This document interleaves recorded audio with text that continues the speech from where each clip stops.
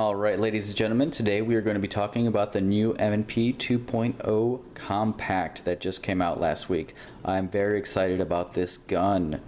So here we have it next to its big brother, the 2.0 full size, and the smaller M&P Shield.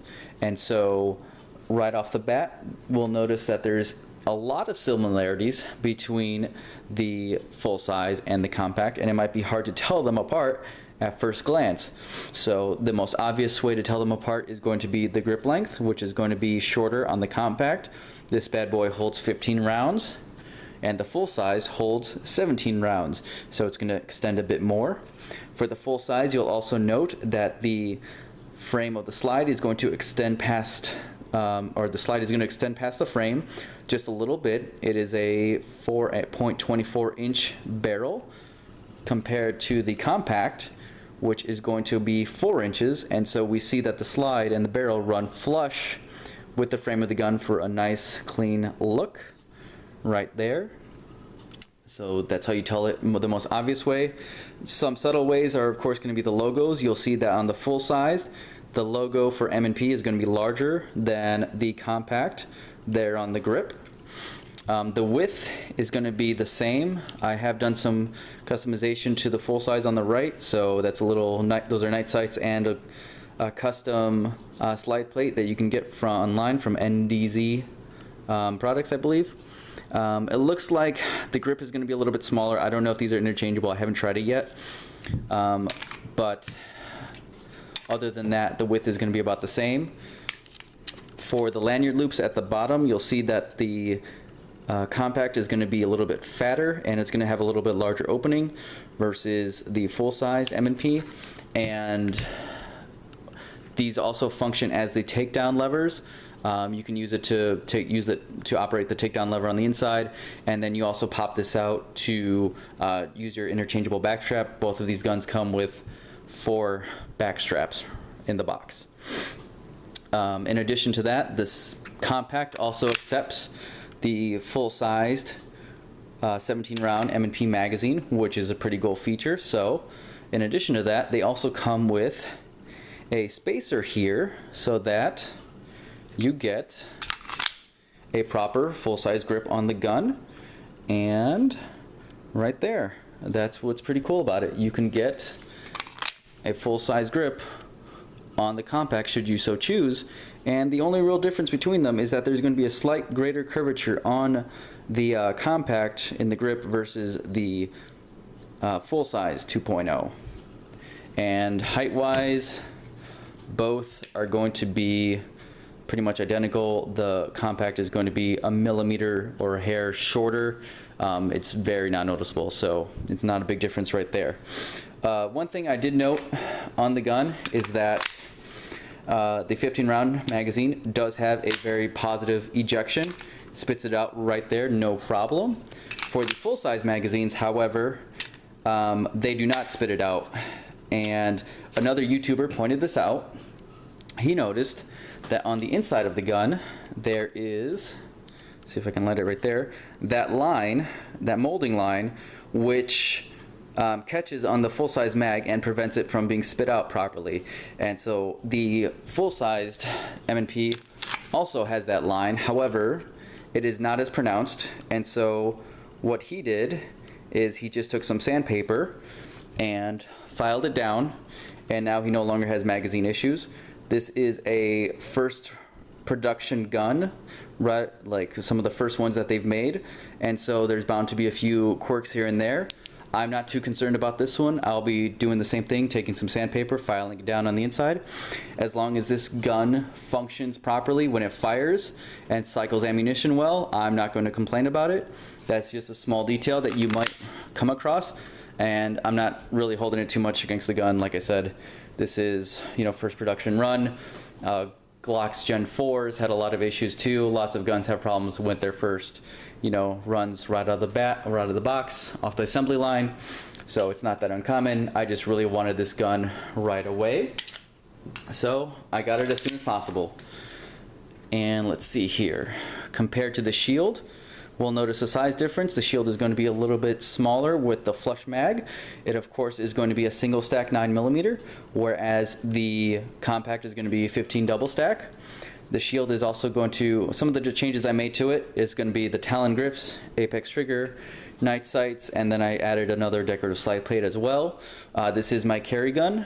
The reason I went with the shield is because it is lightweight, easy to conceal, and it is a fantastic shooter all the way around. I love this guy quite a bit.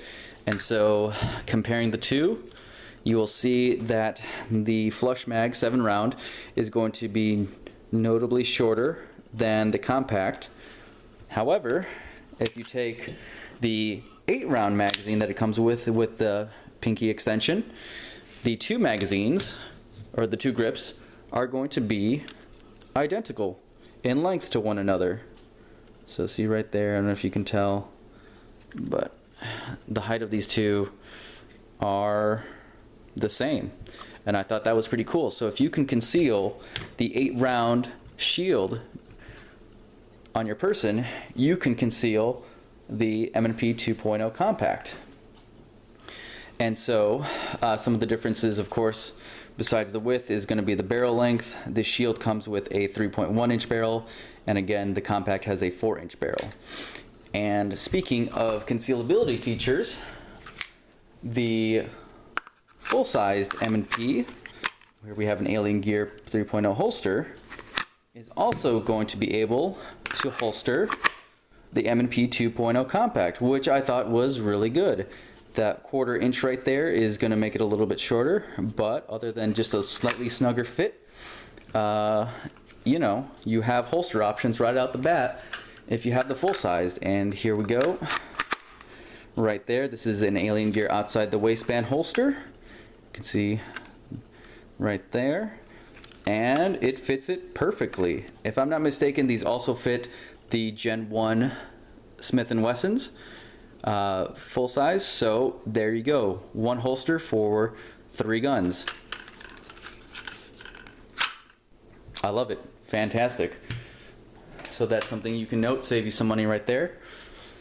And in my quest for the right compact carry gun, I ended up getting a CZ P10C and a CZ P07. And what I loved about the P07, of course, was the grip, the size, the weight. It's very ergonomic, feels good in the hand, feels good when you shoot it. However, since I did carry a shield most of the time, I was concerned about having to switch off between a single action striker fire gun and a double action, single action hammer fired gun. So when CZ came out with the P10C, I was immediately drawn to it. Some of the great features on this are going to be the front and rear slide serrations, the amazing trigger on this bad boy. It has probably got the best production out of the box trigger of any striker fired handgun on the market. Nice aggressive textures to it on the grip. And what drew me to it a lot is that it is fully ambidextrous out of the box, no need to move parts or change anything out. It is just able to run just like that, no problems.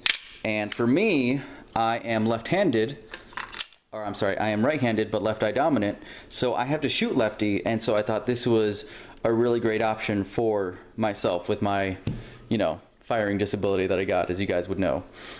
And so all 3 of these hold 15 rounds. Oh, the P10C also comes with an orange follower. I know some gun companies are bragging about that, but CZ beat them to it. And